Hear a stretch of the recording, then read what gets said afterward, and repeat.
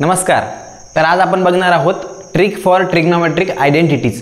तर सर्वात आधी आपली पहिली आयडेंटिटी लिहून घ्यायची, sin square theta plus cos square theta is equals to 1। आता दुसरी आयडेंटिटीसाठी आपण पहिली आयडेंटिटीला लिहून घ्यायचं sin square theta plus cos square theta is equals to 1। आता या आयडेंटिटीला आपण सगळ्यांनी sin स्क्वेअर थीटाने डिवाइड करायचं। sin स्क्वेअर थीटाने डिवाइड केलं, sin स्क्वेअर थीटाने डिवाइड केलं आणि sin स्क्वेअर थीटाने डिवाइड केलं।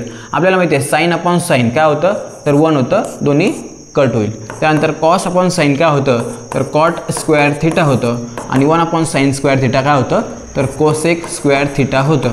अशा प्रकारे आपल्याला दुसरी आयडेंटिटी आपल्याला मिळाली 1 plus cot square theta is equals to cosec square theta. त्यानंतर तिसऱ्या आयडेंटिटीसाठी आपण पुन्हा sin square theta plus cos square theta is equals to 1 ही आयडेंटिटी लिहिली आणि याला आता डिवाइड करायचं आपण cos स्क्वेअर थीटाने। याला आपण cos स्क्वेअर थीटाने आणि याला आपण cos स्क्वेअर थीटाने।